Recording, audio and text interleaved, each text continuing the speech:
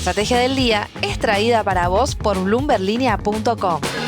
Muy buenos días, estrategas. Soy Francisco Aldaya, editor de bloomberlinia.com, y hoy les voy a contar las 3 noticias más importantes para que arranquen su día. Además, como todos los lunes, Juan Pablo Álvarez con todo sobre los bonos en la fija. Como siempre, no se olviden de darle clic al botón para seguir a este podcast, de compartir este capítulo, de activar las notificaciones y si te gusta lo que hacemos acá de lunes a viernes, ¿por qué no darnos un 5 estrellas?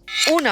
El gobierno de Milei cerró el 2024 con un logro histórico en materia fiscal, el primer superávit financiero en 14 años y, según Milei, el primero en más de 100 años, sin contar años posteriores a un default de la deuda soberana. Yendo a lo concreto, el financiero fue de 0,3% del PBI el año pasado, con un superávit primario del 1,8% del PBI. Si bien diciembre terminó con números mensuales en rojo, ese resultado era esperado por cuestiones estacionales como el aguinaldo. Aún así, Caputo destacó que el déficit de diciembre fue 70% menor al del mismo mes de 2023. El ministro de Economía se mostró confiado que no habrá más déficit en Argentina ni más emisión. Además, proyectó para el 2025 una caída en la inflación y la pobreza, junto con un fuerte crecimiento económico impulsado por nuevas inversiones que van a generar más empleo y mejores salarios. 2. Milei partió el viernes por la noche en una gira clave por los Estados Unidos y Europa, en la que ya se vio este domingo con la titular del FMI y que continúa hoy con la presencia del mandatario en la asunción de Donald Trump. El presidente argentino se vio ayer con Georgieva en el Instituto Milken y lo hizo con un timing bastante estratégico. Es que el fondo acaba de publicar un informe donde le pegó fuerte al gobierno de Alberto Fernández y elogió la política actual de equilibrio fiscal. Si bien no trascendieron detalles concretos tras la reunión, el encuentro representa un paso fundamental hacia el nuevo acuerdo que, según adelantó Caputo, el gobierno busca cerrar antes de mayo. La meta es conseguir plata fresca para poder levantar el cepo, aunque expertos como Héctor Torres advierten que la apreciación del peso podría complicar las negociaciones. Hoy Milei será uno de los pocos mandatarios extranjeros que dirá presente en la jura de Trump como el presidente número 47 de los Estados Unidos. Veremos si esta invitación tiene que ver con las ganas del republicano de ayudar al libertario, justamente con el poder de voto que tienen los Estados Unidos en el fondo. La gira de Milei va a terminar en Davos, donde el jueves va a tomar el escenario que lo catapultó a la fama internacional hace un año. Su discurso en Suiza hace 12 meses contra el socialismo occidental generó elogios en figuras como Elon Musk y Daniel Pinto, el número 2 de JP Morgan. Y es poco probable que el mandatario desaproveche una nueva oportunidad para seducir a inversores internacionales.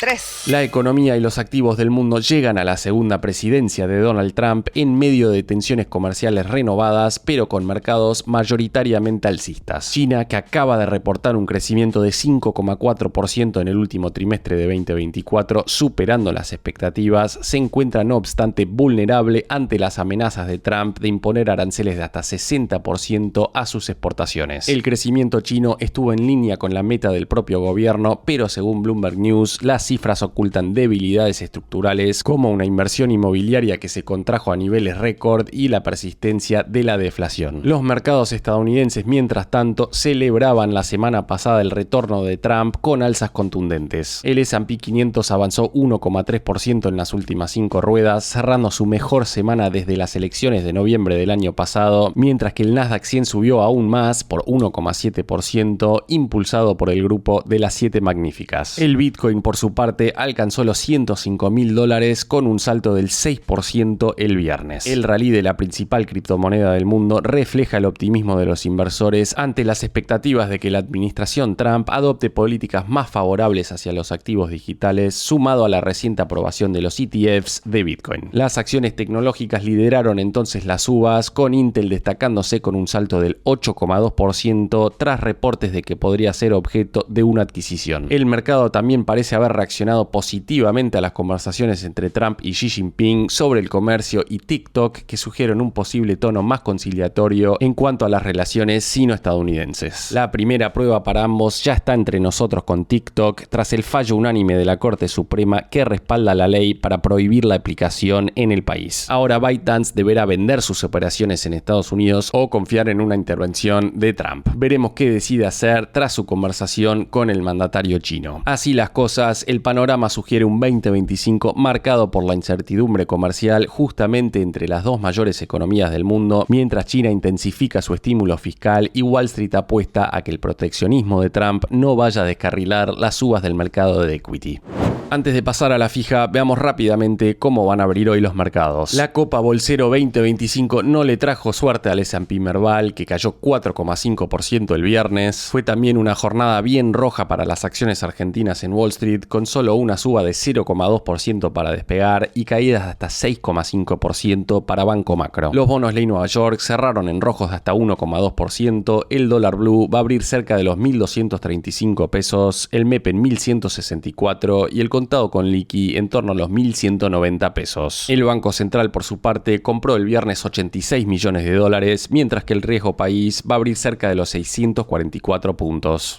La fija. Y ahora, Juan Pablo Álvarez, contanos por favor un poco de cómo está llegando el mercado de renta fija a la segunda presidencia de Donald Trump. Buenos días, inversores, vamos a hablar de bonos. Venimos de una semana intensa en términos de noticias de renta fija y también de no noticias que tuvieron peso. ¿Por qué digo esto último? Porque la gran no noticia fue que el Banco Central no bajó la tasa de interés en su reunión del jueves, tal como esperaban algunos participantes del mercado. Por ahora sigue en 32%. De hecho, pareciera que algunos se anticipó a la jugada que finalmente no llegó. El jueves 16, Banco Santander bajó la tasa de plazo fijo a 24% de TNA y antes del mediodía ya se había arrepentido y la retrotrajo a 27%. Por su parte, la expresidenta Cristina Fernández de Kirchner aprovechó la no baja de tasa para picantear al gobierno y afirmó desde su cuenta de X: arrugaron, no se animaron por temor al desarme de posiciones en pesos. Larga vida al carry trade. Hecha esta mención a la expresidenta, vayamos un poquito más atrás en el tiempo. El martes 14 habíamos tenido el dato de inflación de diciembre que arrojó un 2,7% mensual y fue allí que el Banco Central decidió que a partir del 1 de febrero la devaluación administrada va a bajar de 2 a 1% mensual. En 2 minutos vamos a estar hablando con un verdadero grosso del mercado y le vamos a preguntar cómo puede pegar esto en el mercado de bonos. Lo que sí puedo decir es que estuve viendo informes que muestran que algunos brokers creen que la baja de tasas puede darse cuando se materialice la desaceleración del crawling peg. Veremos. Por otro lado, la semana pasada fue bastante fulera para los activos argentinos. El Merval en dólares cayó cerca de 10,5% entre lunes y viernes, mientras que el riesgo país escaló a 644 puntos. Si nos ponemos pretenciosos, podemos decir que ya está 83 unidades por encima del mínimo que llegó a tener el 7 de enero. Pero los vaso medio llenistas podrían recordar que un día antes del balotaje de 2023, el riesgo país estaba en 2.243 unidades. Lo que sí llama un poquito la atención es que los bonos argentinos cayeron pese a que las tasas de los treasuries estadounidenses comprimieron luego del dato de inflación en Estados Unidos y que el ETF de bonos emergentes, es decir, el EMB, cayó algo más de 1% la semana pasada. Ahora bien, en el mundo bonos soberanos hard dólar hubo una curiosidad de los últimos días y es que el Global 2030 y el Bonar 2030, es decir, el GD30 y el AL30 respectivamente, operaron casi toda la semana pasada a la par en BIMA. Pese a ser gemelos en términos de cupón y amortización, desde que fueron emitidos, estos bonos promedian una brecha de 10% a favor del GD30, dado que es el que fue emitido bajo jurisdicción estadounidense. Han llegado a tener una brecha del 30% incluso. Es por ello que en los últimos días muchos brokers recomendaron aprovechar la eliminación de esta brecha para pasar tenencias en L30 a GD30. Por otro lado, otra cuestión que se estuvo hablando bastante en el mercado es que el Banco Central anduvo interviniendo bastante en estos días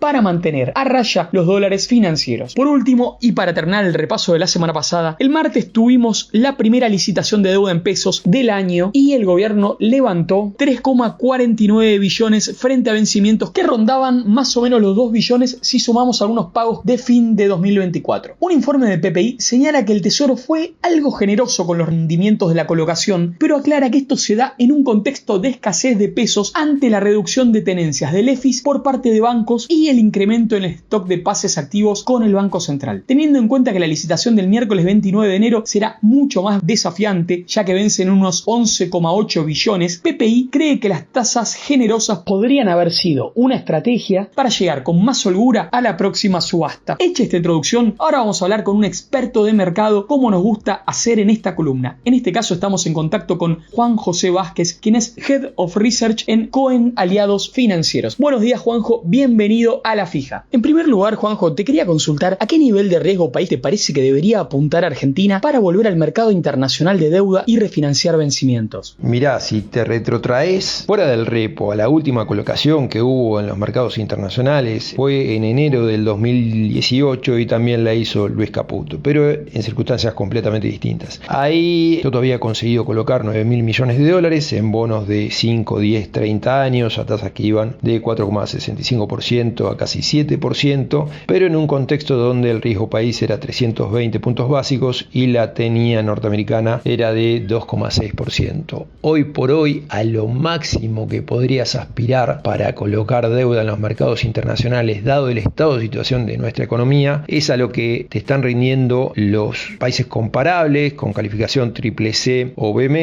que es el lote de Ghana, El Salvador, Bahamas, Egipto, Nigeria, Pakistán, que están rindiendo lo que es tramo largo, promedio 9,8%, lo que es tramo corto entre 8,2 y 8,7%, con lo cual si lo querés llevar a un nivel de riesgo país, tenés que estar pensando entre los 450 puntos básicos y los 550 puntos básicos, depende de la duration del instrumento que quieras colocar, que serían tasas levemente inferiores a los 2 dígitos, riesgo país, bueno, como te decía, 450, 550 puntos básicos, que no lo veo, ¿por qué? Porque seguramente, bueno, vas a necesitar el acuerdo con el Fondo Monetario Internacional para conseguir una tasa inferior y bueno, tenés el tema de las sentencias en los juzgados internacionales, ya tenés una sentencia sin poder de apelación en lo que es el Tribunal de Reino Unido por lo que fue los cupones de PBI con una sentencia de 1.700 millones de dólares y bueno, está lo que es la sentencia de 16.000 millones de dólares por la expropiación de YPF, que bueno, está en una instancia de apelación, pero bueno, son sentencias que te pueden generar un riesgo de embargo a una colocación internacional, por lo cual yo creo que va a seguir haciendo estas líneas de financiamiento vía repo que hizo a comienzos de enero, que los bancos le habían ofertado 2.85 billones de dólares, tomó el gobierno $1 billón a una tasa de 8,8%, que bueno, es una tasa de Secure Overnight Financial Rate, que vendría a ser una tasa de activos colatilizables, muy similar a lo que está rindiendo los Fed Funds de corto plazo, más un spread de 4,75, la tasa terminó dando 8,8% y seguramente yo creo que el gobierno va a esperar colocar próximos tramos una tasa menor, de tal manera que bueno, hoy por hoy la curva soberana la tenés rindiendo promedio 11%, capaz te ayuda a aplanar el tramo corto de la curva. Los retrocesos que mostraron los bonos hard dólar argentinos en los últimos días, ¿te preocupan o por el contrario ves puntos de ingreso a la curva hard dólar? Y te pregunto además si te gusta algún bono en particular o algún tramo en particular. No preocupan, yo creo que es lógico, esperábamos que bueno, el mercado como se anticipa se dé un punto máximo el día de pago del cupón del 9 de enero, que fue el día en donde el riesgo país terminó convalidando los 560 puntos básicos, que era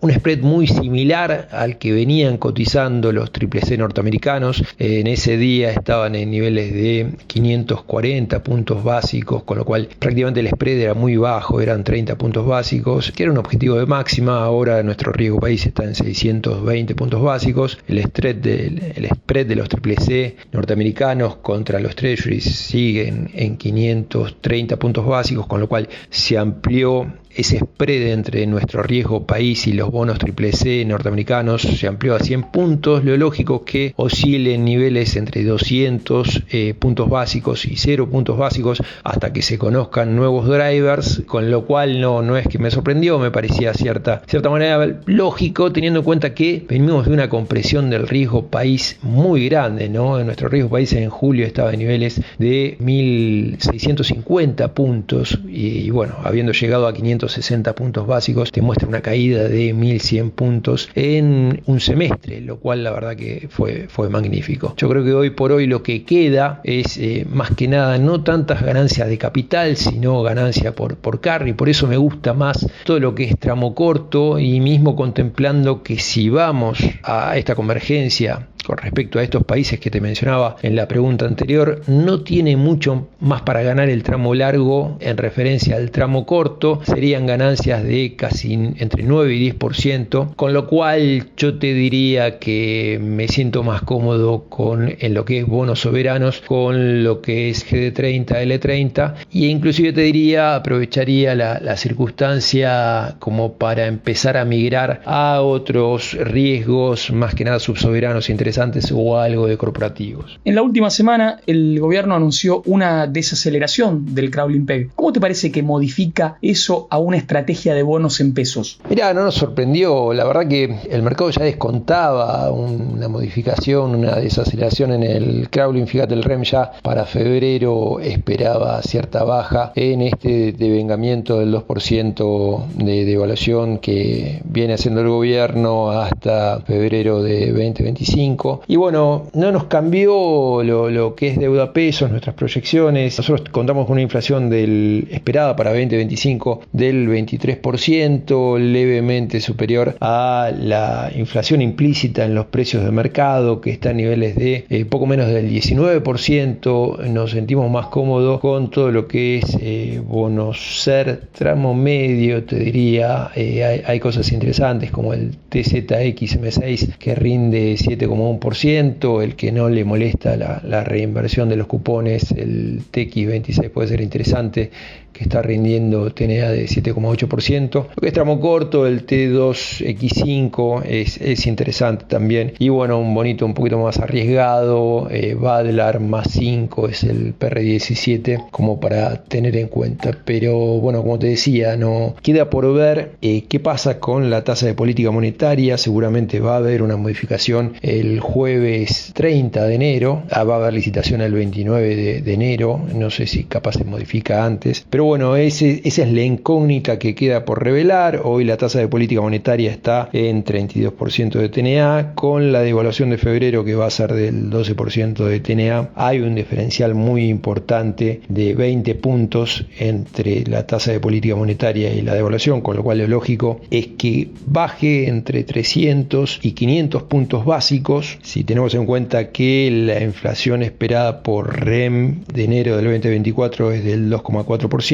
lo lógico es que mínimamente 300 puntos básicos se produzca de baja, ¿no? Los corporativos argentinos siguen logrando emitir a tasas muy favorables para las empresas. Por un lado, te pregunto si encontrás en las ONs en dólares algunas que te resulten atractivas para quien busca un rendimiento moderado, y también si temes que el levantamiento del cepo genere un sell-off en ese sector. Hay muchas ONs que me parecen atractivas hoy por hoy, pero bueno, obviamente bajaron de rendimiento respecto a lo que venían rindiendo, y ahora encontrás rendimientos entre el 7 y 7,5% en su mayoría. Como para comentarte, y algunas excepciones a este rendimiento, es la YPF 2034, que está rindiendo en el mercado 8,4%. Después tenés la YPF 2031, que es garantizada por exportaciones, que hoy por hoy está rindiendo 7,64%. TGS es un riesgo muy bueno, que me gusta mucho en lo personal. Cotiza con el ticker TSC3O, tiene lámina mínima de 10.000 nominales y está con una TNA de 7,7%. Después Vista Energy 2031 también es interesante. Pampa 2031 rindiendo ahí entre niveles de 7,2, 7,6. Lo que es tramo corto, ley extranjera, Mastelone 2026, seguramente para cuando venza esa ON ya va a ser de Arcor la compañía y está rindiendo 7,5%. Telecom, TLC1O y TLC5O son instrumentos de corto plazo muy buenos. En lo que es ley argentina, la minera Exar rindiendo poco menos del 8% y bueno, unas ONs de Central Puerto un poco más ilíquidas pueden ser buenos instrumentos como para tener en cuenta para armar la cartera. Y bueno, no creo que el levantamiento del cepo genere un sell-off en ese sector. Básicamente, ¿por qué? Porque las ONs que se beneficiaron, o sea, los emisores que se beneficiaron de colocar a tasas inferiores a lo que era en el mercado, fueron aquellos que lo hicieron vía instrumentos hard dollar, ley argentina, y eran colocaciones que vencían en su mayoría entre el 2025 o 2026, con lo cual la duration que le queda a la mayoría de esos instrumentos es muy corta, está entre 1,5 de duration, con lo cual lo más probable es que termine devengando tasa. Eso le juega a favor, digamos, a lo que es el instrumento. Y sí, bueno, se va a ver afectado el emisor cuando quiera rolovear esos vencimientos por mercado, que tenga que convalidar tasas de interés superiores a las que había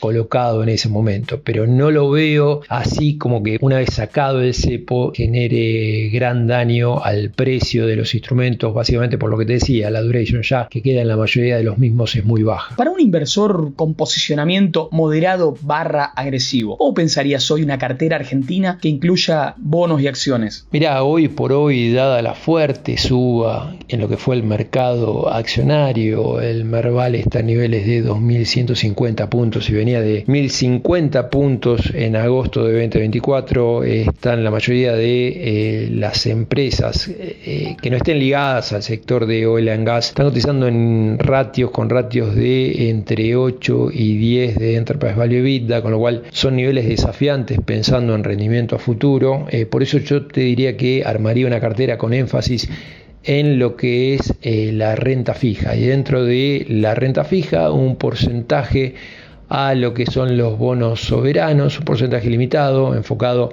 más que nada a 3 instrumentos. El GD30 o el L30 están rindiendo 11,5% y tiene una duration corta de 2,4 años, y el Bopreal 1C, el BPOC7, que bueno, tiene el put contra el ARCA, está rindiendo casi 10,5%, paridad de 0,90 de un emisor, el Banco Central. Para mí el hecho de que no haya defaulteado nunca el Banco Central es un plus como para tener en cuenta. Y bueno, aprovecharía, como te decía antes, esta compresión de rendimiento que hubo entre soberanos y subsoberanos para tener en cuenta muchos instrumentos subsoberanos muy interesantes de emisores que la verdad vienen haciendo las cosas muy bien, con muy buen carácter desde hace tiempo. Córdoba y Santa Fe son dos casos muy particulares, tienen bonos con láminas mínimas de 150.000, con lo cual son fichas un poco más grandes, pero dentro de este contexto déjame mencionarte el Córdoba que vence en el 2027, está rindiendo 10,5%. La provincia en los primeros 3 trimestres del 2024 lleva registrado un resultado financiero de $1.000 millones con una deuda, sin considerar la deuda flotante, de $2.150 millones. Santa Fe no tiene deuda, prácticamente rinde 9,5%. Y lo que es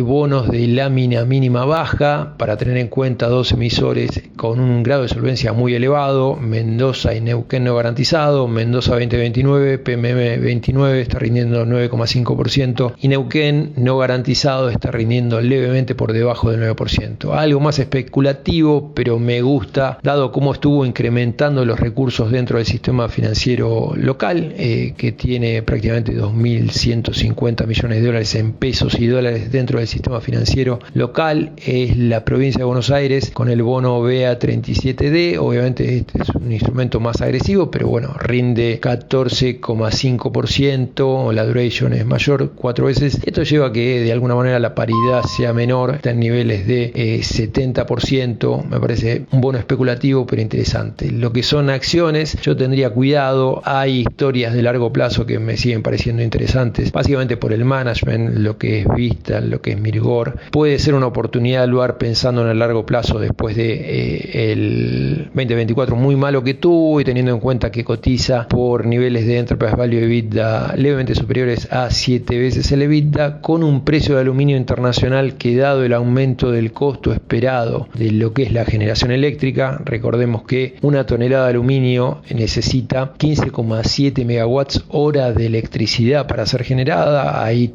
hay un beneficio estratégico de Alvar, no solamente por el costo de la electricidad de la hidroeléctrica Futaleufú, sino por todas las inversiones que viene haciendo en lo que es energía eólica y las centrales de ciclo combinado que tiene. Pero bueno, como te decía, son apuestas más que nada a largo plazo. Hoy por hoy armaría la cartera con énfasis en lo que es renta fija. En lo que refiere a renta fija internacional, vimos en la última semana una compresión en las tasas de los bonos de Estados Unidos. ¿Ves algún atractivo en ese mercado o crees que los bonos estadounidenses van a seguir presionados durante todo este año? La curva de bonos del Tesoro norteamericanos en la semana cayó poco menos de 20 puntos desde el tramo medio hasta el tramo largo. Una vez conocidos los datos de inflación de diciembre, que fueron levemente menores a los esperados, y ahora dependerá de qué es lo que diga Trump, ¿no? Que asuma ahora el 20 de enero con su equipo de trabajo. Ya dentro de todo, Scott Bessel, que va a ser el secretario de Tesoro, dio definiciones que él tenía un plan de llevar el déficit fiscal, que terminó siendo de 6,9% del PBI en el 2024,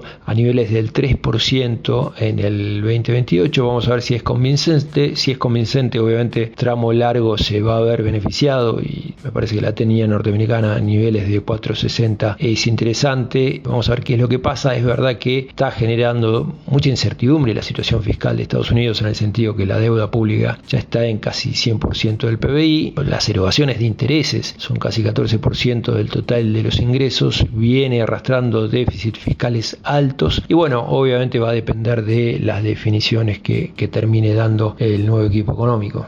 Muchísimas gracias, Juanjo. Es un placer enorme haber contado con tu participación en este programa. Antes de irme, dos temitas. Hace 2 semanas la Comisión Nacional de Valores, la CNV, había aprobado un régimen que otorga autorización automática para la emisión de obligaciones negociables de bajo y mediano impacto. La semana pasada, la CNV sumó un régimen similar para la emisión de fideicomisos financieros de bajo y mediano impacto. El ente regulador busca de esta forma dinamizar las emisiones en el mercado local. Y hablando de ese tema, el viernes pasado la petrolera Pluspetrol anunció que el jueves 23 de enero emitirá 2 obligaciones negociables en dólares. Será el debut absoluto de esta empresa en el mercado, ya que, tal como había anticipado Mariano Espina en Bloomberg Línea, en los últimos días la CNV le había dado la autorización para emitir hasta un total de $1.000 millones. Ahora sí, estimados inversores, me despido de ustedes hasta la semana que viene. Recuerden que hoy es feriado en Estados Unidos, por lo que muy posiblemente vean muy bajo volumen de operaciones. La frase del día. Antes de irnos, escuchemos lo que dijo el viernes Javier Milei después de que saliera el índice de precios mayoristas del 0,8% mensual en diciembre. Si para mirar la inflación en dólares corrigen por el crawling peg del 2%, estamos desde hace meses en deflación en dólares. El argumento del presidente es que si no hubiera devaluación cada mes, los precios en dólares estarían cayendo. Esto fue un nuevo capítulo de la Estrategia del Día Argentina. Yo soy Francisco Aldaya, editor de Bloomberg Línea, y me podés seguir en X en @franaldaya. No se olviden de darle clic al botón para seguir a este podcast y a la campanita para que se enteren al instante cada vez que sale un capítulo de lunes a viernes. Espero que tengas una gran jornada productiva. Esto fue La Estrategia del Día Argentina, escrito y narrado por Francisco Aldaya. Producido por Arturo Luna y Daniel Hernández. Que tengas un día muy productivo.